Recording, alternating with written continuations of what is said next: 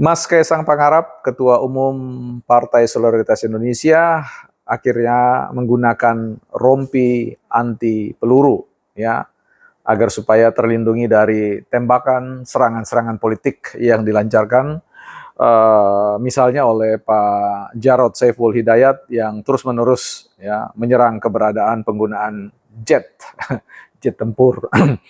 Ya, kita akan bahas di Bukan Partai Politik.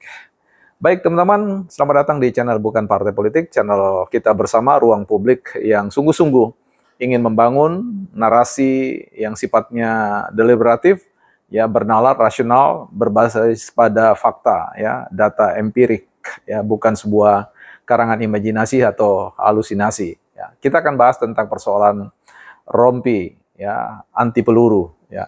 Yang saya maksudkan bukan rompi anti peluru yang dipakai oleh kawan-kawan kita atau bapak-bapak kita dari militer, tetapi berbicara tentang rompi yang bertuliskan Putra Mulyono yang kemudian menjadi viral dan dibicarakan bahkan mengundang berbagai macam sinisme dari khususnya dari Partai Demokrasi Indonesia Perjuangan, para elit politik yang sampai hari ini juga belum juga kapok-kapoknya atau belum juga tobat-tobat untuk membangun narasi-narasi yang cerdas, yang smart, yang bisa memberikan katakanlah insentif bagi publik untuk terinspirasi dan termotivasi untuk bisa berpartisipasi dalam semua diskusi-diskusi atau perbincangan-perbincangan publik yang tentu beretika dan beradab.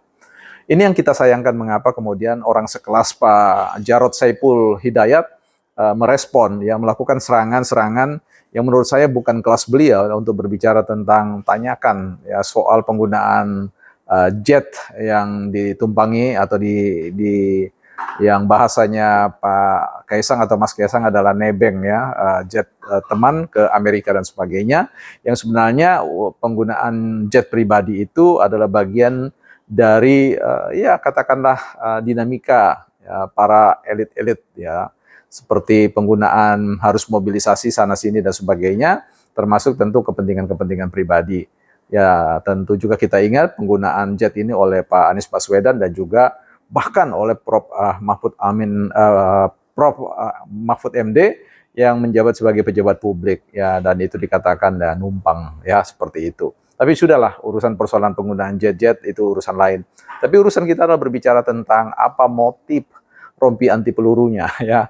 Artinya di sini ada banyak diskursus yang kemudian berkembang bahwa Kaisang mencoba untuk membalik keadaannya sebagaimana penggunaan ejekan-ejekan atau hinaan-hinaan terkait dengan Samsul yang kemudian bisa dibalik dan kemudian bisa mendulang ketertarikan publik, bahkan support publik terkait dengan nama atau label yang disebut dengan label Samsul ya, asam sulfat, si asam sulfat itu yang kemudian justru menarik perhatian dan membuat sebagian besar netizen dalam generasi yang katakanlah generasi Z fall in love with the Samsul ya gitu. Jadi menjadi sebuah jualan yang lebih memukul balik maksud mereka-mereka yang ingin sebenarnya merendahkan derajat atau martabat dari Mas Gibran. Dan ini kemudian berlaku kemudian pada narasi yang dibangun oleh Putra Mulyono yang oleh Mas Jarod mengatakan ya siapa itu, tanyakan saja dengan beliau. Lebih khusus tanyakan soal penggunaan jet yang saya maksudkan tadi. Kita tinggalkan Mas Jarod lah, biarlah kemudian mereka berkontemplasi terlebih dahulu untuk bisa melihat bagaimana kemudian respon publik terkait dengan berbagai macam agenda pilkada di bulan November nanti. Nah, kita mau kembali kepada apa motif sebenarnya di balik Mas Kaisang menggunakan rompi anti peluru ya, anti peluru. Maksudnya rompi yang memang supaya anti serangan-serangan ya. Ketika orang tua atau Presiden Republik Indonesia ini diserang dengan katakanlah penggunaan si Mulyono yang tentu kita tahu itu adalah merendahkan derajat atau martabat. Tetapi tentu sebagai seorang putra, karena dia mengenakan putra, jadi memang wibawa sebagai seorang anak, sebagai seorang darah daging dari Pak Jokowi, ya punya satu boleh sebut saja suatu tekad yang kuat untuk membela nama baik orang tuanya, terlepas dia sebagai seorang presiden, ya tetapi adalah orang tua kandung, sehingga memang wajib bagi seorang anak untuk kemudian membela martabat nama baik orang tua.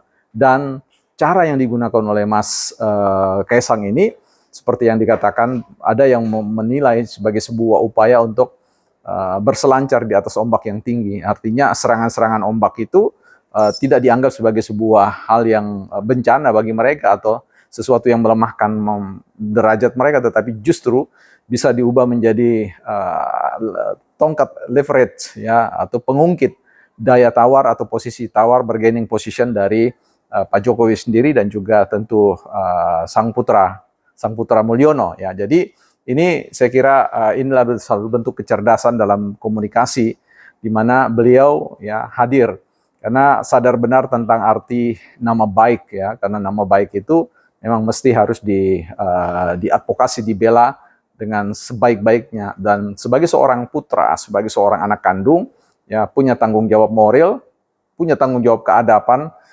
dengan membela nama baik orang tua, tetapi dengan cara yang beradab, dengan cara yang smooth, dengan cara yang menurut saya cerdas ya, menunjukkan kecerdasan dalam konteks berkomunikasi di ruang publik, sehingga konteks Mulyono itu tidak lagi ditempatkan dalam sebuah label yang negatif, yang jauh dari nilai-nilai keadapan, justru muncul sebagai sebuah tren baru untuk melihat bahwa posisi Mulyono mendapatkan nilai yang lebih tinggi ya di mata publik.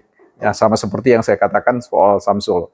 Nah, poin yang ingin saya sampaikan di sini adalah bahwa memang politik dalam konteks yang diharap-harapkan oleh PDIP yang selama ini sedang dibangun oleh Pak Pramono Anung dan juga yang lain-lain terkait dengan politik yang riang gembira, sepertinya juga akan mendapatkan perlawanan ya, diksi-diksi yang digunakan oleh elit-elit yang lain yang menurut saya sudah tidak menggambarkan etikat yang sangat kuat bahwa memang PDIP ini akan mengusung sebuah jargon politik yang riang dan gembira, tetapi ya sebuah jargon yang sifatnya berusaha untuk dilakukan, tetapi karakter asli menunjukkan tentang politik yang kacau balau, politik yang tidak nyaman untuk kemudian diikuti, ya, ditunggangi dan sebagainya. Itulah yang kemudian menyebabkan friksi atau perpecahan-perpecahan dalam konteks internal Partai Demokrasi Indonesia Perjuangan. Kita berharap bahwa serangan-serangan terhadap Pak Jokowi ini ya akhir-akhir ini akan terus menajam, meninggi, ya. Akan banyak gelombang-gelombang, bidikan-bidikan, target-target yang terus dilakukan, tetapi tentu sebagai warga negara kita tetap menyambut pandangan-pandangan antitesis itu dengan segala kewaspadaan untuk melihat manakah serangan-serangan yang masuk akal, rasional, terukur, manakah juga kemudian serangan-serangan yang sifatnya memang destruktif, yang memang punya niat untuk merebut suatu legitimasi kekuasaan dengan cara yang tidak pernah kita bayangkan bisa harus hadir dalam pesta demokrasi kita. Bukan partai politik.